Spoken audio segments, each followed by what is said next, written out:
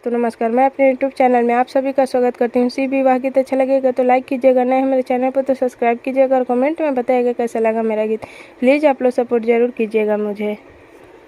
आरे सोने के बलटिया में पियर माटी लिपियनी शिव के दुआर। आरे सोने के बलटिया में पियर माटी लिपियनी शिव के दुआर। आरे शिवजी जे चलेलन अपन बियाह करे भूतावा साजेला बरियात। आरे शिवजी जे चलेलन अपन बियाह करे भूतावा साजेला बरियात। आरे ऊँचे महल चढ़ी सासुनी रे खेली शिवजी ले अइले बरियात।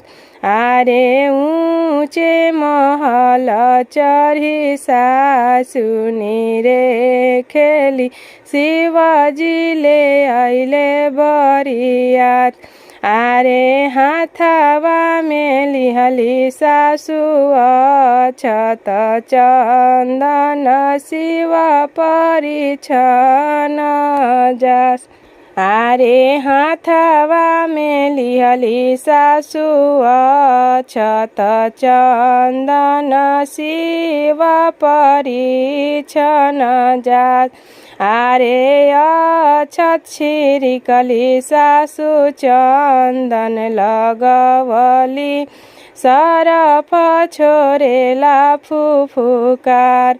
आरे अक्षत छिड़कली सासु चंदन लगवली सरफ छोरेला फुफुकार।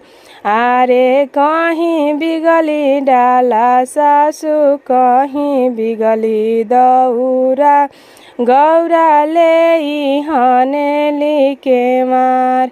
आरे कहीं बिगली डाला सासु कहीं बिगली दौरा गौरा ले हनली के मार। आरे ऐसन बौरा हबर से गौरा नहीं बियाह भले गौरा रही है कुंवार। आरे ऐसन बौरा हबर से गौरा नहीं बियाह भले गौरा रही है कुंवार। आरे पारदा के ओते ओते बोलेली गौरा दे शिवजी से अरज हमार। आरे पारदा के ओते ओते बोलेली गौरा दे शिवजी से अरज हमार।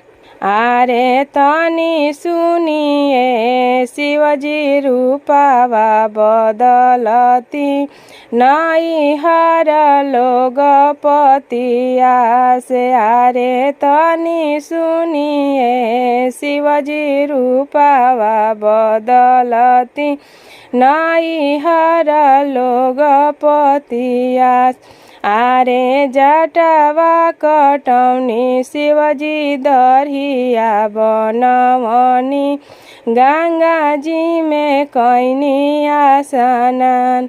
आरे जटवा कटौनी शिवजी दरिया बनवनी गंगा जी में कैनी स्नान। आरे पियर धोती शिवजी धारण कैनी आई के मरौआ भैनी खार। आरे पियर धोती शिवजी धारण कैनी आई के मरौआ भैनी खार। आरे आरे कहाँ जे गैली मोरा सासु दागिनी, अब रूप देखस ना हमार। आरे कहाँ जे गैली मोरा सासु दानी, अब रूप देखस ना हमार। आरे घर में से निकलेली सासु दागिनी, शिव देखी हंसेली ठाठाई। आरे घर में से निकलेली सासु दागिनी, शिव देखी हंसेली ठाठाई। आरे कमन कमन रूप रउआ धरिले महादेव, अब रूप लागे भगवान। आरे कमन कमन रूप रउआ धरिले महादेव, अब रूप लागे भगवान। आरे हाथवा में लिहली सासु अक्षत चंदन, गौरा ले कैली कन्यादान। आरे हाथवा में लिहली सासु अक्षत चंदन, गौरा ले कैली कन्यादान।